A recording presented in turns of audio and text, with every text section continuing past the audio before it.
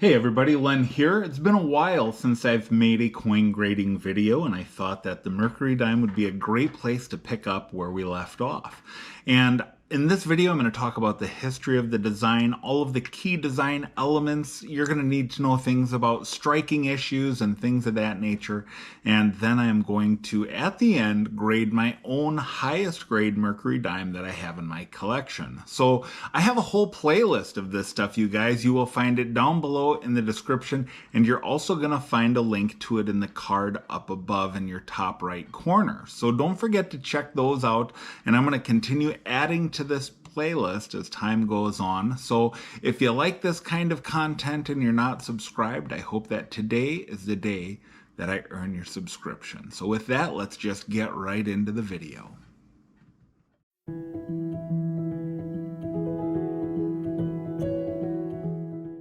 Generally, the smaller the coin, the more difficult it is to grade.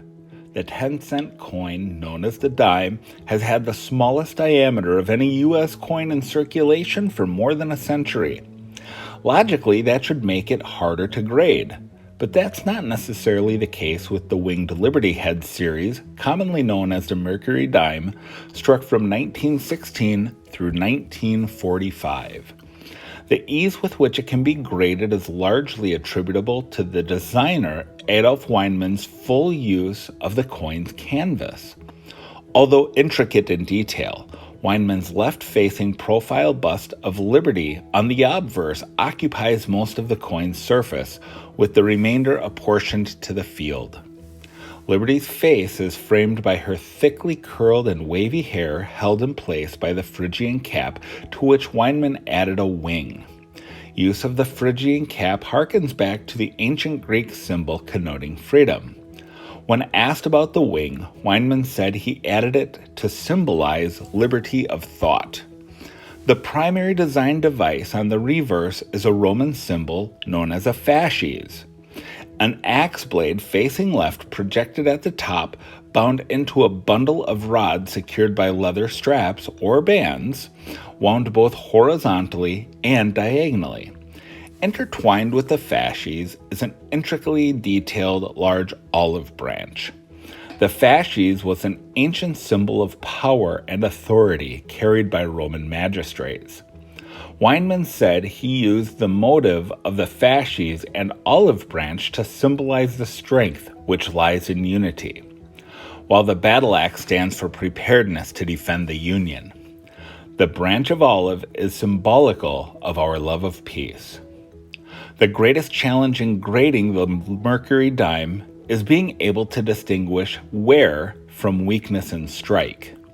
Specialist David W. Lang, writing in the Complete Guide to Mercury Dimes, notes that most dimes coined at the Denver and Philadelphia mints from 1917 through 1928 will exhibit some areas of weakness. This is commonly seen in the centers of their obverse and reverse, or around their peripheries. In particularly bad instances, deficiencies will be found in both locations. Lang also cautions that none of the dimes struck from 1925 through 1945 exhibit the fine details of earlier years. This he attributes to the continued use of worn master hubs in the die manufacturing process.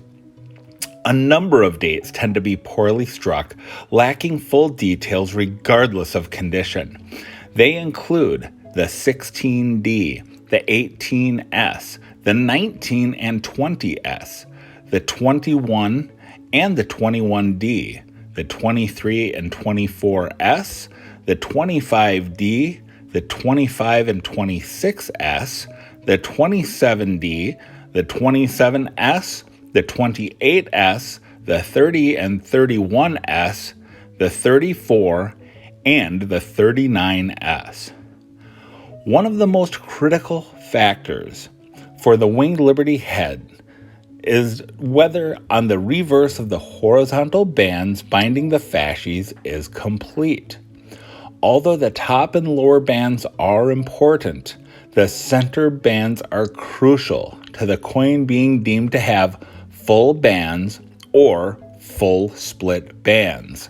To qualify, no interruption is permitted in the grooves of the bands due to strike or contact marks, planchet problems, or any other damage. Although the center bands must be fully separated and exhibit no interruptions, they do not have to be fully rounded. On some coins, the bands appear to be flat, but the groove is not interrupted. Connectors that some refer to as bridges to the depression between the bands disqualify an example from being the lofty status of full bands. The Winged Liberty Head Dime, or the Mercury Dime, is one of the few series in which a feature on the reverse determines value. Two dimes of equal grade, one exhibiting full bands and the other falling short of meeting that qualification, have dramatically different values in today's market. The full split band dimes bring higher premiums than coins in the same numerical grade, lacking the distinction. It pays to look for full split bands in the following date and mint mark combinations because they are extremely rare. Those are the 1917D, the 18D, the 18S, the 19D, the 19S, the 35D, the 39S, and the 45. Looking at the heat map analysis, we can see that in the Winged Liberty Head Dime, that areas in red are considered the worst. Orange is bad, yellow is average, green is better, and blue is best. A mark in the red area is about 8 times more serious than if the mark is in the green area. The worst place on the obverse for a mark or a scratch are on Liberty's face and on the date. On the reverse, the worst place for scratches and marks are on the high center bands binding the rods and in the fields and at the base of the olive branch. Wear is detected first on the coin's high points of the coin's design, which are highlighted in red below. The highest points on the obverse of the Winged Liberty Head Dime are Liberty's cheek and at the ear level on the wing. The highest points on the reverse are on the center of the diagonal bands binding the rods. When center horizontal bands on the reverse of the uncirculated Winged Liberty Head Mercury Dime are filled or only partially separated, the coin does not qualify for full bands or full split bands. Full separation, identified as full bands or full split bands on the center horizontal bands on the reverse, make the Winged Liberty Head Dime more valuable than an equivalent grade exhibiting filled or partially separated bands. In a VG8, the design is well worn but clear, lacking details. It appears flat, and on the obverse, Liberty's head is weak, and most details in the wings are worn smooth. The rim is complete, and on the reverse, some vertical lines in the fasces is visible. The rim is complete. On the F12, extensive wear is evident, but the entire design is clear and bold. On the obverse, some details show in the hair, wings and the feathers are partially visible but weak. Curls and waves in the hair are nearly worn away, and on the reverse, vertical lines in the fasces are visible but lack sharpness. Diagonal bands are worn but detectable, with one worn smooth at midpoint. And on the F15, there's moderate, even wear visible on the entire design, but the design is bolder. On the obverse, more details are evident in Liberty's hair, and winged feathers are bolder and more detailed. On the reverse, vertical lines in the fasces are detectable and slightly sharper. More of a diagonal band is visible. On the VF20, even wear is on the design, but all the major features are sharp. On the obverse, Liberty's hair is worn, but some details are visible. 3/4 of the detail is present in feathers of the wings, and on the reverse, wear is evident on the two diagonal bands, but most details are visible. All of the vertical lines in the fasces are evident. All details in the olive branch are clear. On a VF30, light even wear on the design and all major features are sharp. On the obverse, some wear shows on Liberty's hair along her face, cheek, and neckline. The wing feathers exhibit nearly full detail but are weak. Reverse shows wear on the two diagonal bands, but most details are visible. All of the vertical lines are sharp, and all of the details on the olive branch are clear. On an EF40, there will be light wear evident on the highest points of the design. On the obverse, wear is evident on the high points of Liberty's hair and at her neckline and on the wing of her cap. On the reverse, high points on the diagonal bands and on the fasces exhibit wear, but rod details clearly defined and partially separated. Traces of mint luster may be present. On an EF45, there will be very light wear detectable on only the highest points of the design. On the obverse, slight wear shows on the high points of Liberty's hairline and on the feathers of the wing. Hair along Liberty's face is sharp and detailed. On the reverse, high points of the diagonal bands binding the fasces are slightly worn. Horizontal band lines are clearly defined but not fully separated. Part of the mint luster may be present. On an AU55, traces of wear will be visible on the highest points of the design, and on the obverse, traces of wear are detectable on the hair above Liberty's forehead and in the front of her ear.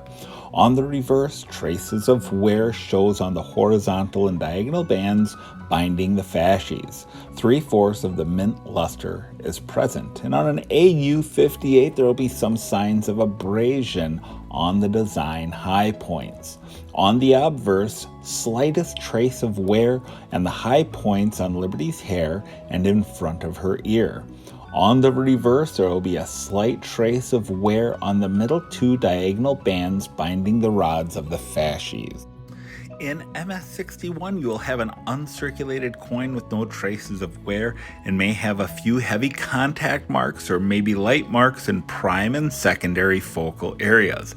Noticeable patches or continuous hairline scratches are permitted on the surface, may lack full mint luster, and the surface may be dull, spotted, or heavily toned.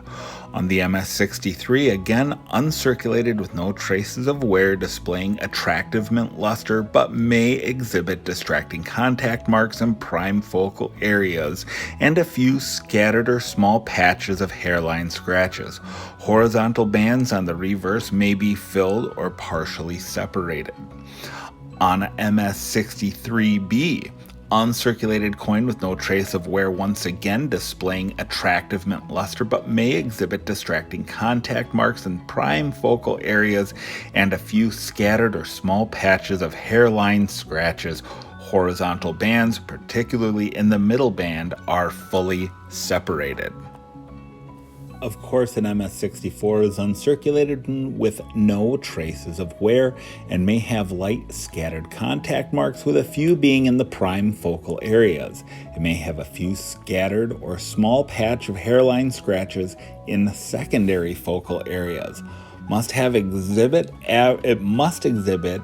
average to full mint luster and have a pleasing eye appeal. Horizontal bands on the reverse may be filled or partially separated.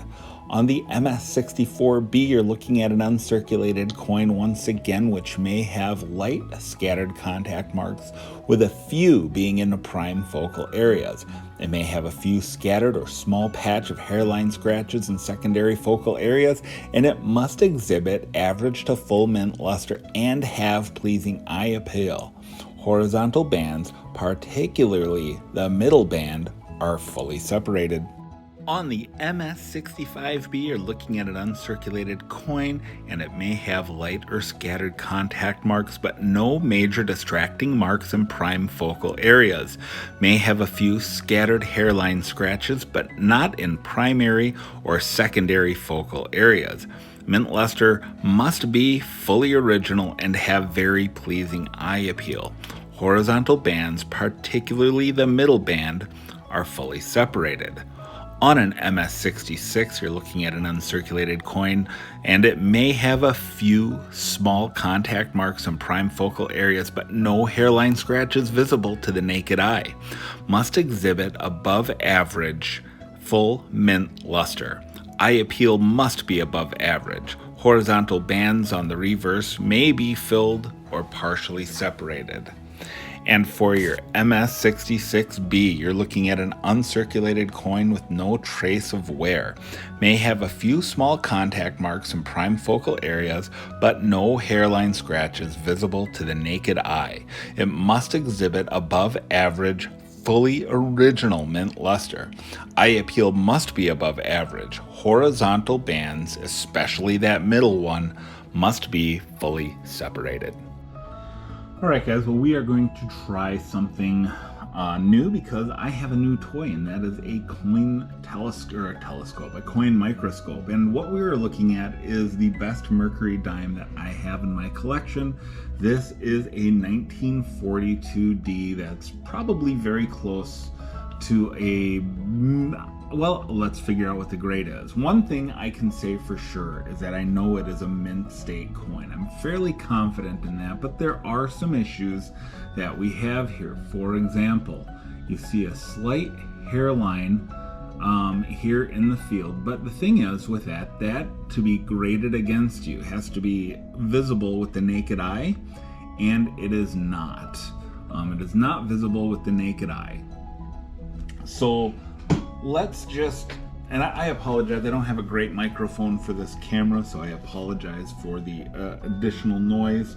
But let's just see here if this qualifies, because I think it is at least an MS63. So let's take a look at, review again what an MS63 coin is. It says an MS63 is an uncirculated coin with no trace of wear. It displays attractive mint luster but may exhibit distracting contact marks in the prime focal areas and a few scattered or small patches of hairline scratches. Okay, so I think this is at least an MS63 because while it does have minor contact marks and a scratch, it also has kind of this carbon spot in the wing. And I'll be honest with you, it looks far worse without magnification than it does with magnification. In fact, the more it's magnified, the less severe that it looks. So this one I think is at least an MS63. Let's take a look at the reverse here. Whoops, let's take a look at the reverse and see what the reverse looks like and see what we have here for the bands. Let me get this centered a little bit more appropriately. So, the big thing here, of course, is the center bands. These center bands are everything, you guys. You can see, I can look here at the top, I can look here at the bottom, and horizontally, there are no breaks in the bands. But what about the center here? When you look, there are 1, 2, 3 breaks in this that make it, I think, may disqualify it from having the full bands or full split bands designation. But it does say that the bands may be filled or partially separated, right? So that certainly does fit an MS63. Let's zoom in a little closer, and I want you to keep in mind once again that graders are only going to use a 3 to 5 power scope, or not even a scope, but a lens on like a loop, let's say a jeweler's loop. They're not going to use anything more than 3 to 5 power. So when we look here under heavier magnification, it looks like the band goes all the way across, does it not? But I may be just trying to be a little too hopeful here. Let's get in as close as we can and justify the highest possible grade, because when we're grading our own coins, that's what we always tend to do, right? We tend to overgrade. Let's focus up. And guys, no matter how you slice it, that's about as close as it's gonna look to having full split bands, right? So, but let's do this. Well, here's another thing. Oh, under magnification, that looks great, but yeah, look it up here. What is it? What do we have there? That's like a primary focal point. These fields to the left of the fasces are very important, right? So the more magnification it's under, yeah, maybe that looks better, but maybe there's some disqualifying factors to it. So what I'm gonna do now is put my macro lens on, and we're going to look at this under normal magnification. Okay, I have on my macro lens here, and I have my jeweler's loupe. So let's see how good this really looks observed under the naked eye with natural lighting. Give me just a second here. So, what do you think? What do you think of that here? Let's see what we can discern under the loupe. Full split bands. I think it's a coin toss. I kind of think it would really depend on the grader. Who's going to be looking at this and what kind of mood they're in. Because it's a small coin, someone might use a 10x loupe. With dollar coins, you might only have a naked eye. You may not even use magnification. Certainly 3x and 5x is sufficient for like an Ike dollar. But leave comments below, because guys, to be honest, this is one I am considering sending off for grading. And I would love to know, would you grade this coin? I'll leave some values. See that thing on the wing there? See how gross that looks? But it's got magnificent toning. This might be one I send to Annex. So leave comments below and let me know what you think. I think that this is a 64 with a possibility for 65. And I think full bands, tough call. Let me know what you think in comments below. Don't forget to check the playlist if you have other coins that you're interested in grading, and we will see you on the next one.